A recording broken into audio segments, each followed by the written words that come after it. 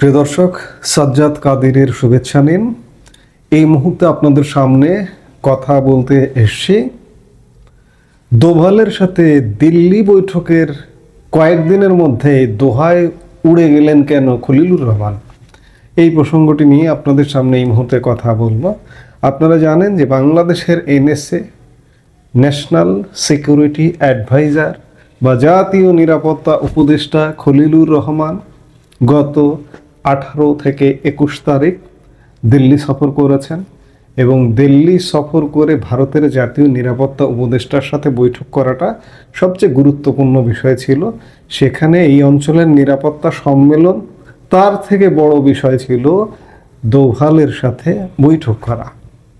এবং বৈঠক করে এসে 5 দিনের মাথায় আজ মঙ্গলবার বাংলাদেশের জাতীয় নিরাপত্তা উপদেষ্টা খলিলুর রহমান দোহায় গেছেন।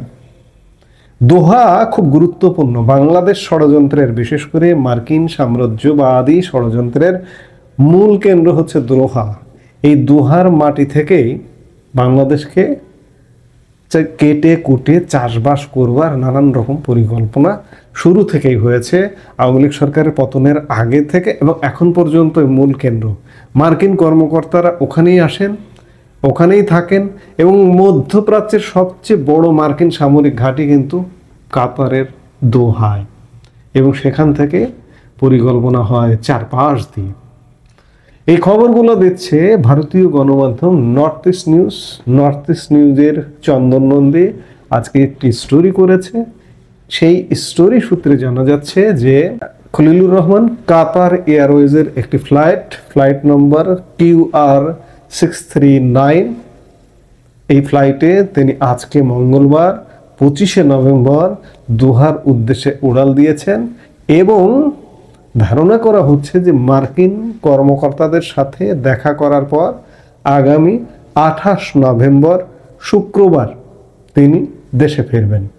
নর্থ ইস্ট নিউজ বলছে যে খলিলুর রহমান এর আগেও কাতারের দোহায় 3 বার সফর করেছেন। নর্থ ইস্ট নিউজের হাতে আসা সরকারি নথিতে দেখা গেছে যে খলিলুর রহমান 3 দিনের জন্য 25 থেকে 28 নভেম্বর দোহায় থাকবেন। দোহায় তিনি কাদের সাথে দেখা করবেন তা সঠিক রেকর্ডে না থাকলেও বাংলাদেশের নিরাপত্তা সূত্র জানিয়েছে তিনি সম্ভবত মার্কিন কর্মকর্তাদের সাথেই দেখা করবেন। সফরের অনুমোদনের আনুষ্ঠানিক আদেশ গতকাল 24শে নভেম্বর জারি করা হয়েছে। বাংলাদেশের জাতীয় নিরাপত্তা উপদেষ্টার দোহা সফরকে গুরুত্বপূর্ণ বলে মনে করা হচ্ছে, বিশেষ করে 19 নভেম্বর ভারতের রাজধানীতে দোভালের সাথে বৈঠকের আলোকে, যেখানে তারা আঞ্চলিক নিরাপত্তা সম্পর্কিত গুরুত্বপূর্ণ বিষয়গুলো নিয়ে আলোচনা করেছেন, যার মধ্যে রয়েছে বাংলাদেশের উত্তরাঞ্চলের কিছু অংশে অবস্থিত শিবির থেকে পরিচালিত ইসলামপন্থী সন্ত্রাসী গোষ্ঠীগুলির ক্রমবর্ধমান হুমকি। এই প্রসঙ্গে সূত্র জানিয়েছে যে ভারতীয় পক্ষ ভারত বাংলাদেশ সীমান্তে 2 থেকে 3টি বাংলাদেশি জেলায় কমপক্ষে 12টি শিবিরের উপস্থিতি সম্পর্কিত প্রমাণ সরবরাহ করেছে খলিলুর রহমানকে। পার্বত্য চট্টগ্রাম এবং রংপুর বিভাগে অবস্থিত ক্যাম্পগুলি ভেঙে ফেলার জন্য বাংলাদেশি নিরাপত্তা বাহিনী কর্তৃক কোনো স্পষ্ট প্রচেষ্টার লক্ষণ দেখা যায়নি খলিলুর রহমান ফিরে আসার পরেও, ভারতীয় প্রেসক্রিপশনের পরেও। তবে গতকাল 24শে নভেম্বর ত্রিপুরা সংলগ্ন কুমিল্লা জেলায় বাংলাদেশ সেনাবাহিনীর একটি ইউনিট এমন একটি ক্যাম্প ধ্বংস করার চেষ্টা করে যা ইঙ্গিত দেয় যে ভারতীয় জাতীয় নিরাপত্তা উপদেষ্টার সতর্কতামূলক বক্তব্য খলিলুর রহমানের ওপর কিছুটা ইতিবাচক প্রভাব ফেলতে পারে।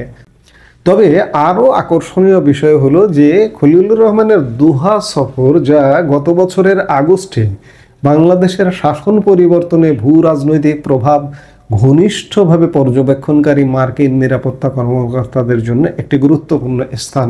আমি শুরুতেই বলেছি, চলতি বছরের এপ্রিলে বাংলাদেশের জাতীয় নিরাপত্তা উপদেষ্টা হিসেবে নিযুক্ত হওয়ার পর থেকে খলিলুর রহমান দোহায় 3 বার সফর করেছেন। তবে এই সফরের ফলাফল এবং সেখানে তিনি মার্কিন কর্মকর্তাদের সাথে দেখা করেছেন সে সম্পর্কে ঢাকা থেকে খুব একটা স্পষ্ট বার্তা পাওয়া যায়নি। বাংলাদেশের জাতীয় নিরাপত্তা উপদেষ্টা কাতার এয়ারওয়েজের একটি ফ্লাইটে QR639 প্রথম দফায় সফর করেন। সরকারি সফর হিসেবে বিবেচিত খলিলুর রহমান কাতারের রাজধানীতে মার্কিন সামরিক ও নিরাপত্তা কর্মকর্তাদের সাথে দেখা করেন এবং তাদের কাছ থেকে সংবেদনশীল বিষয়গুলো নিয়ে ব্রিফিং নেন বলে জানা গেছে। মে মাসে দোহা সফরের কয়েকদিন আগে ঢাকায় নিযুক্ত মার্কিন চার্জ দ্য অ্যাফেয়ার্স ট্রেসিয়ান জ্যাকবসনও ওয়াশিংটন ডিসিতে যাওয়ার আগে কাতারের রাজধানীতে ছিলেন। খলিলুর রহমান 26শে জুলাই দোহায় ছিলেন, যেখানে তিনি আবার মার্কিন কর্মকর্তাদের সাথে দেখা করেন এবং 5ই আগস্ট ঢাকায় ফিরে আসেন। দোহায় তার তৃতীয় সফর ছিল 28শে আগস্ট। পরের দিন তিনি ঢাকায় ফিরে আসেন। তিনি রোহিঙ্গা রাখাইন মধ্যস্থতার কৌশল তৈরির জন্য উচ্চপদস্থ কর্মকর্তাদের সাথে একটি বৈঠকে অংশ নিতে দোহায় ছিলেন বলে ধারণা করা হচ্ছে। দোহা থেকে ফিরে আসার পরপরই খলিলুর রহমান 3 সেপ্টেম্বর থেকে 2 দিনের বেইজিং সফরে যান। খলিলুর রহমান আসলে দৌড়াচ্ছেন, বিশেষ করে কূটনৈতিক বিষয়গুলো এবং মার্কিন সমন্বয় সাধন করে যাচ্ছেন। এমনকি সর্বশেষ দেখলেন যে ভারতীয় সমন্বয় সাধনও করে যাচ্ছেন খলিলুর রহমান। মার্কিন পরামর্শ বুদ্ধি করতেই দোহাতে গেছেন বলে ধারণা করা হচ্ছে। কিছু পরিবর্তন দিল্লি থেকে ফিরে আসার প্রায় 5 দিন হয়ে গেছে, 4-5 দিন হয়ে গেল। এখনো পর্যন্ত বাংলাদেশে যে খুব একটা গুণগত পরিবর্তন হয়েছে, দিল্লির প্রেসক্রিপশন যে শুনেছে, এটি এখনো পর্যন্ত দৃশ্যমান নয়। তবে গতকালকে ত্রিপুরা সংলগ্ন একটি জঙ্গি ঘাঁটি সেনাবাহিনীর গুড়িয়ে দেওয়া, এটি কিছুটা ইতিবাচক বিষয়ে লক্ষ্য করা যাচ্ছে। এখন খলিলুর রহমান দোহা থেকে ফিরে আসার পর আরও কি ঘটে সেগুলো দেখতে হলে আমাদের অপেক্ষা করতে হবে। আসলে সত্যিকার অর্থে আমরা যেভাবে আশা করেছিলাম একটা পরিবর্তন হবে হয়তো, যে ভারত থেকে খলিলুর রহমান ফিরে আসবার পরে, এখনো পর্যন্ত আমি এই কথাগুলো বললে অনেকে হতাশ হয়ে যান। না, হতাশার কিছু নেই, কাজ চলছে। তবে আজকেও এখনো চূড়ান্তভাবে বলার সময় আসেনি যে মার্কিন চলে যাচ্ছে, ইউনূস চলে যাচ্ছে। অনেকে বলবেন হ্যাঁ হয়ে গেছে, সব কিছু হয়ে গেছে। এখনো কাজ চলছে, এখনো চলমান। ভারত কাজ করছে, মার্কিন যুক্তরাষ্ট্র কাজ করছে, বাংলাদেশ সরকারের এই যে নেগোসিয়েট করেন যিনি খলিলুর রহমান, তিনিও কাজ করছেন, দৌড়ে বেড়াচ্ছেন। কাল দিল্লি তো আজকে দোহা, এই করে বেড়াচ্ছেন। কাজেই চূড়ান্ত সমাধানের জন্য হয়তো আমাদের আরও কিছু সময় অপেক্ষা করতে হবে। এর মধ্যে নয়াদিল্লি সফরে আসছেন ভ্লাদিমির পুতিন, রাশিয়ান প্রেসিডেন্ট। নানান ঘটনা আছে। এই ঘটনাগুলোর জন্য আমাদের অবশ্যই অপেক্ষা করতে হবে এবং দেখতে হবে। হতাশ হওয়া যাবে না, পরিবর্তন সুনিশ্চিত বাংলাদেশের। এটি সময়ের ব্যাপার। কারণ একটা দেশ কতটা ব্যর্থ হলে আর পরিবর্তন হতে পারে? কারণ আজ থেকে 1.5 বছর আগেও মানুষ দেখেছে বাংলাদেশকে, আজকে 1.5 বছর পরে দেখছে। ব্যর্থতার তো একটা লিমিট আছে, লিমিট ক্রস করে গেছে। কাজেই পরিবর্তন আসন্ন। আমরা অপেক্ষা করি এবং দেখি কি ঘটতে যাচ্ছে। এই মুহূর্তে এ পর্যন্ত।